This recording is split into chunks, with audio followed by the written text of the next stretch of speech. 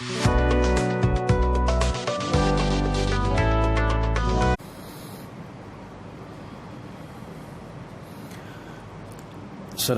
warahmatullahi wabarakatuh. Bismillahirrahmanirrahim. Alhamdulillahilladzi hadana lihadza wa ma kunna linahtadiya laula an hadana Allah. Asyhadu an la ilaha illallah wa asyhadu anna Muhammadan abduhu wa rasuluh. Allahumma salli wa sallim ala Rasulillah wa ala alihi wa sahbihi wa man walah. Rabbi shrah li sadri wa yassir li amri wahlul 'uqdatam min lisani yafqahu qawli. Subhanaka la ilma lana illa ma 'allamtana innaka antal alimul hakim. Wa la hawla wa la quwwata illa billahil 'aliyyil 'azim. Amma ba'd. Alhamdulillah, kita ucapkan setinggi-tinggi rasa syukur kita kepada Allah Subhanahu wa taala. Malam ni Allah bagi keizinan sekali lagi pada kita untuk berada di sini. Semoga Allah Subhanahu wa taala berikan kepada kita taufik dan juga hidayah. Baik, malam ni saya sebenarnya gantikan Dr. Farid. Saya ni macam biasalah, dia reserve player. Tapi reserve player ni dia punya stamina kena senantiasa ada. Itu pun satu cabaran juga. Baik, kita sambung. Pada pertemuan yang lepas kita dah habis bicarakan tentang bagaimana Nabi sallallahu alaihi wasallam bersama-sama dengan anak-anak baginda. InsyaAllah malam ni kita cuba masuk tajuk bagaimana ta'amul ataupun bagaimana interaksi Nabi SAW bersama cucu-cucu baginda. Yang ni mungkin sesuai sikit lah untuk jemaah Taman Tun ni, sebab ramai atuk, ramai nenek.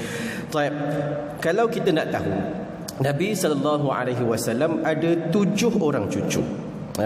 Walaupun Nabi ada 7 orang anak, cucu Nabi juga merupakan 7 orang. Itu sesuatu yang menarik. Dan cucu Nabi yang pertama nama dia Al-Hasan bin Ali.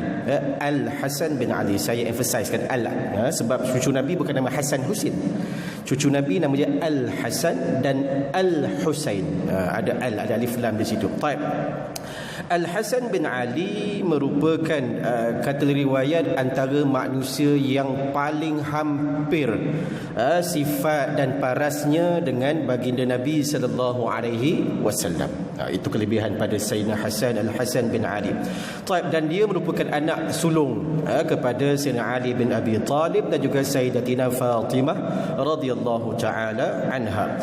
Yang mana Sayyidina Al-Hasan ini lahir pada tahun ketiga Hijrah, dan bila mana dia wafat pada tahun ke-49 Hijrah, maka umur dia tak panjang, dia kurang dalam 46 tahun saja umur Sayyidina Hasan bin Ali ini. Dan saat Nabi SAW wafat, umur Al-Hasan bin Ali ini hanyalah sekitar 6 tahun, 7 ke 6 tahun sahaja. So dia sempat sama-sama dengan Nabi sekitar umurnya 7 tahun sahaja. Cucu Nabi yang kedua nama dia Al-Husain. Al-Husain, saya sebut dengan sebutan Arab. Orang Melayu mungkin sebut Husain. Al-Husain. Okey, Al-Husain.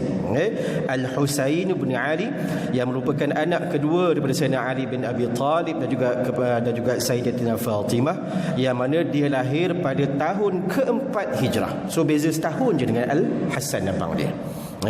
Dan Sayyidina Husain ini wafat pada tahun 61 Hijrah. Sebagaimana kita tahu peristiwa yang berlaku pada 10 Muharram, yang orang Syiah ambil sebagai peristiwa Karbala, di mana kepala Sayyidina Husain ini dipenggal dan akhirnya dipersembahkan kepada Khalifah Yazid bin Muawiyah. Dan ini antara tragedi yang paling sadis dalam sejarah umat Islam, bila mana terbunuhnya cucu kesayangan Nabi sallallahu alaihi wasallam. Cucu Nabi yang ketiga nama dia Ummu Kulthum binti Ali bin Abi Talib. Yang ketiga ni cucu perempuan, nama dia Ummu Kulthum binti Ali bin Abi Talib, yang mana dia ni lahir sekitar tahun-tahun kewafatan Nabi sallallahu alaihi wasallam. Dan menariknya, Ummu Kulthum binti Ali bin Abi Talib ini pernah berkahwin dengan Sayyidina Umar bin Al-Khattab. So kita kena tengok budaya Arab, dia beza dengan budaya kita kan. Kita nak kahwin dengan anak kawan ni tak tergamak kan. Tuan-tuan tergamak nak kahwin dengan anak kawan sendiri kan. Kawan sendiri pun tak tergamak, takkan hang nak pakai kopak kot. Bahkan Sayyidina Umar dia lebih senior umur daripada Sayyidina Ali, tapi ini suatu budaya yang tak pelik di kalangan orang Arab pada ketika itu. Dan daripada perkahwinan dia dengan Umar Al-Khattab ini dapat anak. Ummu Kulthum ni dapat anak yang bernama, yang pertama Zaid bin Umar, dan yang kedua nama dia Ruqayyah binti Umar Al-Khattab radhiyallahu taala anha. Dan Ummu Kulthum ini wafat pada tahun ke-75 Hijrah. Dan juga anak yang bernama Zaid ini juga wafat pada tahun yang sama. Cucu Nabi yang keempat nama dia Zainab binti Ali bin Abi Talib. So ada Al-Hasan, ada Al-Husain, Ummu Kulthum, dan yang keempat Zainab binti Ali bin Abi Talib, yang mana dia ni lahir pada saat Nabi SAW masih hidup.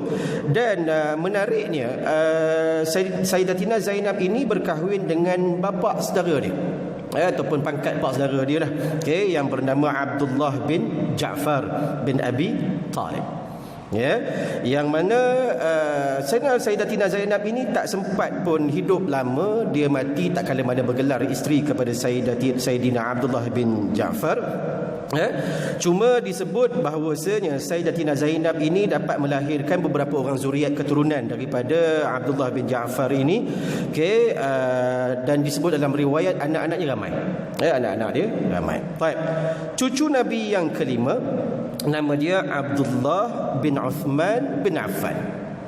Sebab kita tahu Uthman bin Affan kahwin dengan dua puteri Nabi sallallahu alaihi wasallam, Ruqayyah dan juga Ummu Kulthum. Sebab tu digelar Dzun Nurain. So daripada perkahwinan ini dia dapat anak dengan Ruqayyah yang nama dia Abdullah bin Uthman bin Affan. Abdullah ini lahir ketika mana peristiwa penghijrahan pertama ke bumi Habsyah. Dia lahir pada ketika itu, dan dia hanya sempat hidup selama 6 tahun sahaja. Kita tengok Allah Ta'ala uji Nabi SAW dengan ujian-ujian sebegini. Zuriat keturunan Nabi ini tak ramai yang tersempat bersama-sama dengan Nabi SAW. Cucu Nabi yang keenam nama dia Umamah binti Abi Al-As. Umamah binti Abi Al-As. Umamah ni terkenal sebab dengan cerita bila mana Nabi dukung di waktu salat. Kan ada hadis Nabi dukung cucu waktu salat. Cucunya ini ialah nama dia Umamah binti Abi Al-As, yang mana Umamah ini hasil perkahwinan antara Abu Al-As dengan Zainab binti Rasulullah sallallahu alaihi wasallam. Dan menariknya Umamah ini dia berkahwin pula dengan Sayyidina Ali bin Abi Talib. Saya sebut tadi dia orang Arab, dia begitu. Tuan-tuan jangan tengok pelik. Sebab itu budaya orang Arab. So dia berkahwin dengan Sayyidina Ali bin Abi Talib ketika mana selepas saja kewafatan Sayyidatina Fatimah. Kita pun tahu pada dua pertemuan yang lepas saya dah bincang bahawa Sayyidina Ali pernah nak kahwin ramai waktu Sayyidatina Fatimah masih hidup. Nabi tak izinkan, dan selepas saja kewafatan Fatimah Sayyidina Ali kahwin ramai. Dan satu riwayat menyebut satu masa memang sampai 4 orang. Dan antara isteri Sayyidina Ali pada ketika itu ialah Umamah binti Al-As. Dan Umamah ini sempat bersama-sama dengan Sayyidina Ali bin Abi Talib sehinggalah kewafatan Sayyidina Ali bin Abi Talib. Dan kemudian dia berkahwin pula dengan Al-Mughirah bin Naufal. Dan ketika mana bersama-sama dengan Sayyidina Ali bin Abi Talib, Umamah ini tidak mempunyai sebarang anak. Tak ada anak langsung. Dan bila mana dia berkahwin dengan Al-Mughirah ini juga, dia meninggal tak kala mana dia bergelar isteri pada Al-Mughirah. Juga pada ketika itu dia tidak mempunyai sebarang zuriat keturunan. Dan yang terakhir cucu Nabi nama dia Ali bin Abi Al-As. Ali bin Abi Al-As. 7. Ni mungkin ilmu yang, sebab kita mungkin terkenal cucu Nabi ni 2 orang, betul tak? Hasan, Husain. Yang lain-lain ni tak berapa nak terkenal. So malam ni saya harap dengan saya bagi kuliah ni tuan-tuan kenal lah nama-nama cucu Nabi yang lain. Taib, Ali bin Abi Al-As, yang mana yang dia ni merupakan saudara kepada Umamah bin Umamah tadi. Okey. Dan dia ni dia sempat hidup bersama-sama dengan Nabi sallallahu alaihi wasallam. Okay, ini cerita Ali bin Abi Al-As. Baik. Dan kalau kita lihat jalur keturunan Nabi hanya ada pada siapa? Al-Hasan dan juga Al-Husain saja. Sebab tu jalur keturunan Al-Hasan disebut sebagai Hasani. Hasani. Jalur keturunan Husain disebut sebagai Husainiyun. Al-Hasaniyun, keturunan jalur keturunan Al-Hasan digelar sebagai Hasaniyun. Kalau Sayyidina Husain dia panggil Husainiyun. Sebab tu tuan-tuan, ada kitab-kitab menyebut bahawasanya Imam Mahdi ini lahir daripada jalur keturunan Sayyidina Al-Hasan bin Ali, bukannya Sayyidina Husain sebagaimana yang didakwa oleh sebagai besar orang Syiah. Okay, ini sesuatu yang menarik. Baik. Dan kalau kita lihat, ramai di kalangan cucu-cucu Nabi ni tak sempat pun bersama-sama dengan baginda Nabi sallallahu alaihi wasallam. Maka riwayat tentang mereka ni tak berapa banyak, kecuali riwayat tentang pertama Al-Hasan, Al-Husain dan juga Umamah yang pernah bersama-sama dengan Nabi sallallahu alaihi wasallam. Dan sesuatu yang menarik, Nabi sallallahu alaihi wasallam layan cucu-cucunya persis anak sendiri. Dan biasalah atuk ni bila tang cucu dia manja sikit. Dengan anak kadang-kadang garang kan, dengan cucu garang dia hilang. Dengan anak mentang-mentang Brigadier General kan, dengan dia layan anak dia macam prebet. Tapi bila cucu siap tunggang belakang atuk. Inilah kelebihan yang Allah Subhanahu wa taala bagi kepada atuk-atuk. Tak kala mana kasih sayang mereka bersama dengan para cucu mereka. Baik, dan disebut oleh riwayat bila mana lahir sahaja cucu-cucu Nabi sallallahu alaihi wasallam, maka baginda sendiri yang mengazankan di telinga kanan mereka. Satu sunnah yang Nabi buat, tak semestinya bapa yang buat. Okey, disebut dalam riwayat, dalam satu riwayat kata Abi Rafi', dia kata apa? Ra'aitu Rasulullah sallallahu alaihi wasallam adzana fi udhunil Hasan bin Ali, hina wulidtuhu Fatimatu bis-salah. Dia kata apa? Abu Rafi' ni kata, aku pernah tengok Nabi sallallahu alaihi wasallam mengazankan kepada Al-Hasan bin Ali tak kala mana dia dilahirkan oleh Sayyidatina Fatimah radhiyallahu taala anha. Sebab tu tuan-tuan, ramai ulama menyebut tentang sunatnya perbuatan mengazankan di telinga anak-anak yang baru lahir. Kenapa? Sebab yang pertama, ianya boleh menghindarkan bayi itu daripada gangguan syaitan, dan yang kedua, nak jadikan kalimah-kalimah azan ini merupakan kalimah-kalimah pertama yang didengar oleh bayi yang baru lahir tersebut. Sebab kalimah azan mengandungi kita membesarkan Allah Subhanahu wa taala. Yang pertama, kalimah azan ada at-tashahhud, syahadatain, asyhadu an la ilaha illallah wa asyhadu anna muhammadar rasulullah, ada seruan untuk salat dan sebagainya. Maka sebab tu kata ulama, ianya merupakan satu perkara yang kita jangan tinggalkan. Sebab rugi mana-mana bayi yang baru lahir kalau tak diazankan, sebab kita nak jadikan kalimah-kalimah agung ini sebagai kalimah yang pertama yang masuk ke telinga mereka. Baik. Kemudian bila mana lahir sahaja cucu-cucu Nabi sallallahu alaihi wasallam, bagindalah yang akan jadi orang yang mentahnikkan mereka. Orang Melayu mungkin gelar dengan istilah belah mulut.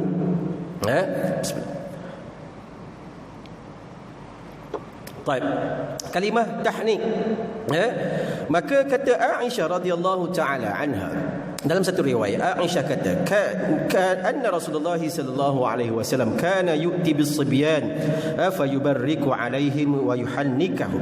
Nabi sallallahu alaihi wasallam ni sering kali orang bawa baby kecil kepada Nabi sallallahu alaihi wasallam untuk bagi dia tahnikkan kepada mereka. Baik. Tahnik ini ialah maksud dia apa? Tahnik ni pertama ialah kita gigit dulu. atau kita kunyah dulu tamar. Itu maksud tahnik. Sama ada dengan tamar ataupun apa sahaja makanan atau buah-buahan yang manis sifatnya. Itu yang pertama. Dan yang kedua, bila mana kita gigit, kita kunyah sikit, yang mungkin yang dah hancur tu kita ambil dengan jari kita, kemudian kita sapukan dalam mulut, letak atas lidah, dalam pipi kanan kiri, langit atas dan sebagainya. Maka perbuatan itulah yang dinamakan sebagai tahnik. Baik, kenapa tahnik ini bermula dengan gigit dulu? Sebab kita nak keberkatan pada air liur orang tersebut. Apatah lagi orang tu Rasulullah sallallahu alaihi wasallam. So kebiasaan, sebab tu kebiasaan kita ni, kita akan cari alim ulama, kita akan cari orang-orang yang saleh untuk melaksanakan perkara tersebut. Maka dia kata, kalau tahnik dengan benda lain boleh tak? Tuan-tuan nak tiba-tiba nak tahnik dengan musangking. Boleh, cuma afdalnya ialah dengan tamar. Tu saja. Afdalnya dengan tamar. Contoh dekat kampung tu dah tak ada buah tamar dah. Saya teringat zaman-zaman saya kecil tu.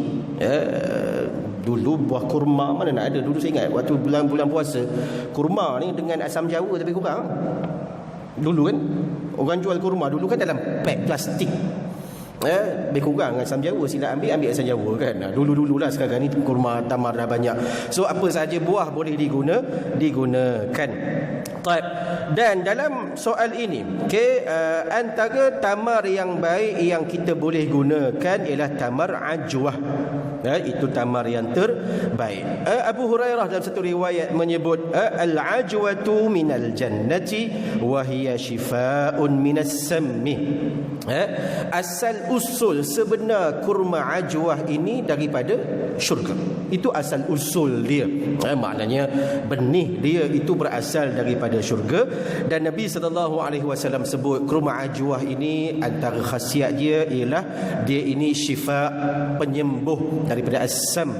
Asam ini ialah penyakit, dan kadang-kadang juga asam ini juga dirujuk sebagai benda yang beracun. Baik. Cuma ulama bahas, adakah ajwah hari ini sama dengan ajwah dulu?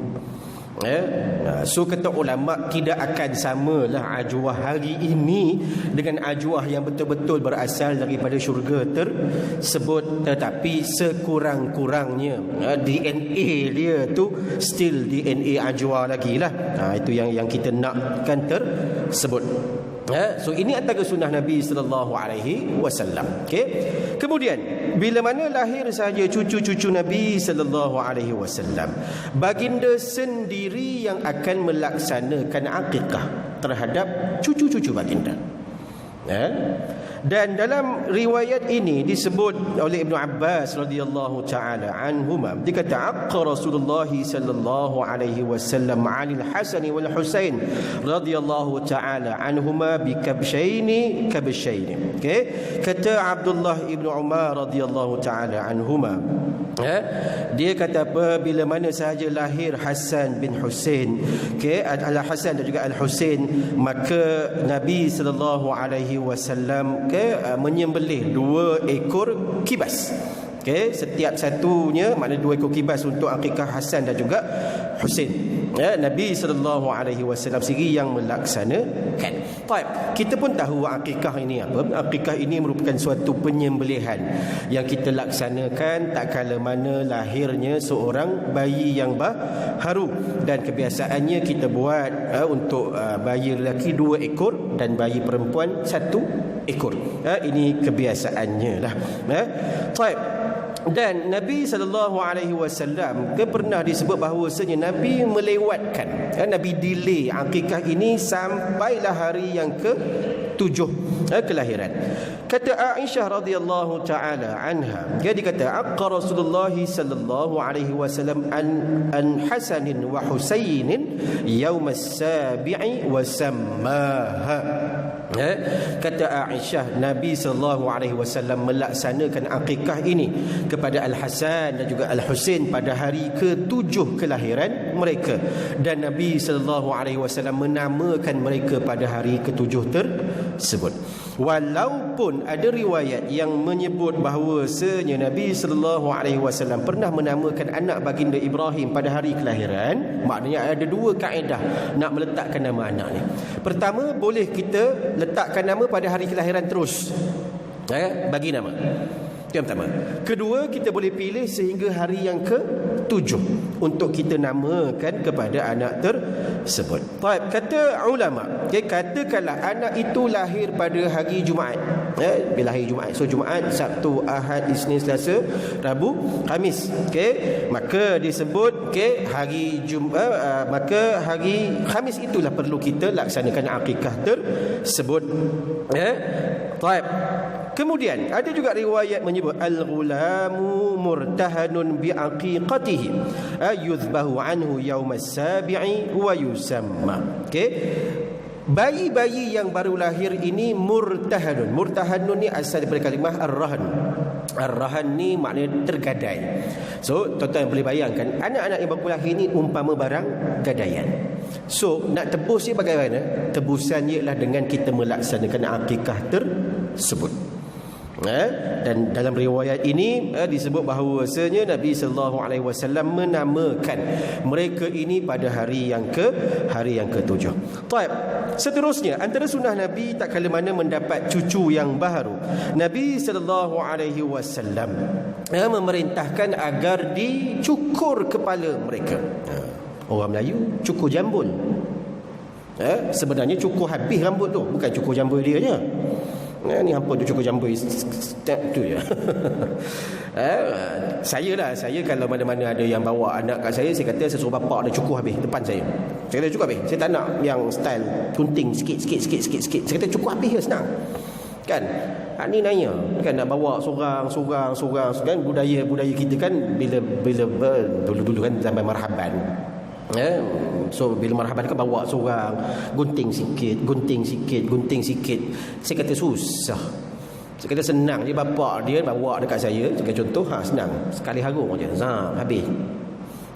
Ni susah. Kalau setengah orang pula dengan adat tertentu dengan bawa buah kelapa, sudahlah nak cari buah kelapa kat mana pula. Tak perlu.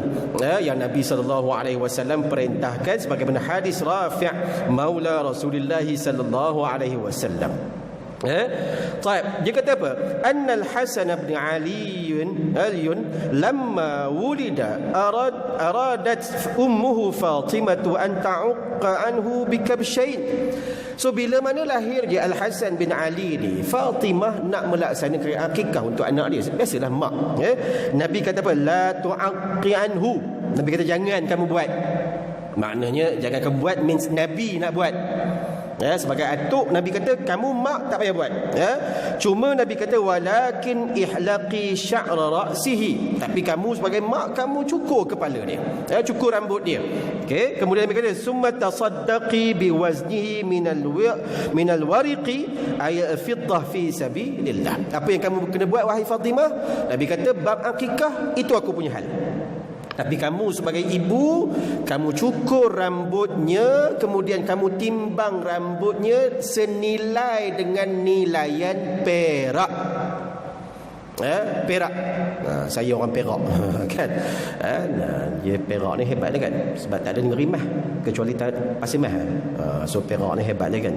Ngaku negeri sendiri hebat. So baik. So tuan-tuan kalau ada cucu, dapat cucu, kita boleh buat sendiri. Hakikatnya tak perlu tunggu orang. Kita buat saja pada hari yang ke-7 sebagai contoh. Cukur saja kepala dia. Kemudian ambil timbang, berapa timbangan dia. Contoh katalah berapa 0. berapa gram sebagai contoh. Mungkin dalam 10 gram, 20 gram. Pergi kat kedai emas tanya harga perak hari ni berapa. Maka sedekahlah wang tersebut kepada fakir miskin. Baik.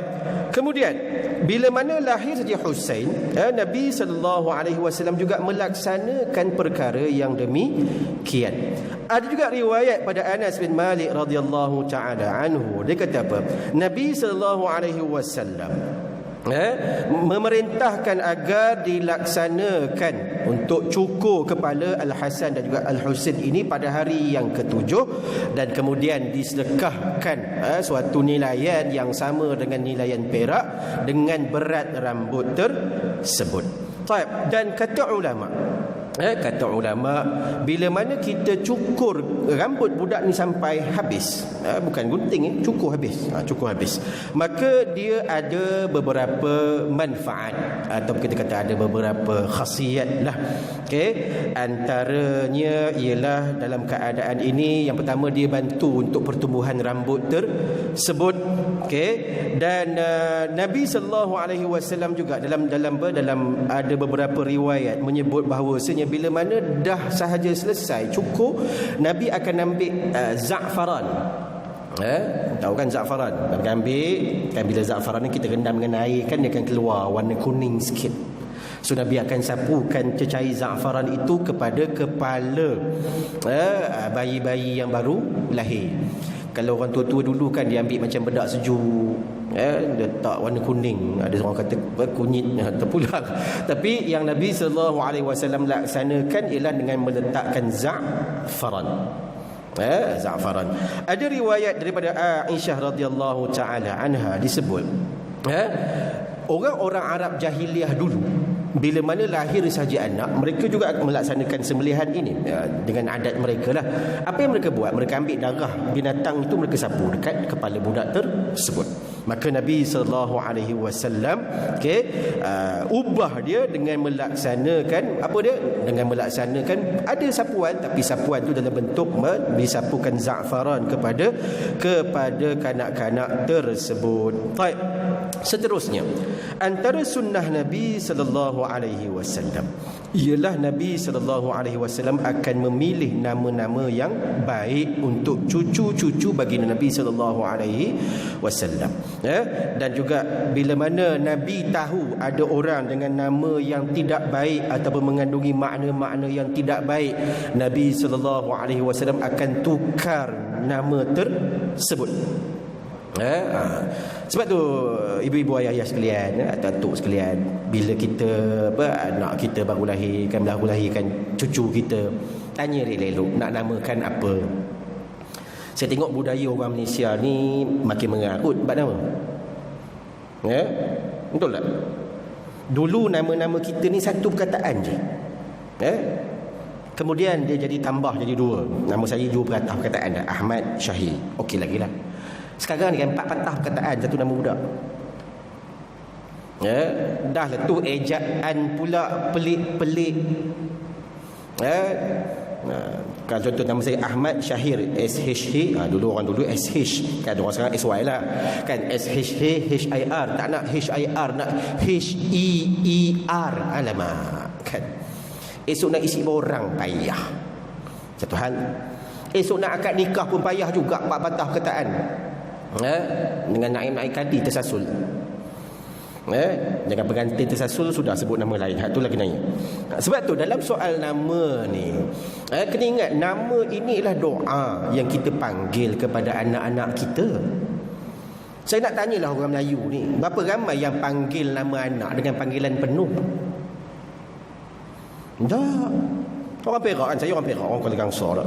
Anak nama Mio sekian. Orang Perak kan ada nama Mio kan, Mio Iskandar Zulkarnain. Panggil Yop. Dia nak sulung, mak dia bagi Yop lah. Hak kena hak nombor hak yang perempuan pula dia bagi Yop. Sudah. Mari hak Kelantan pula Abel. Oh Allah.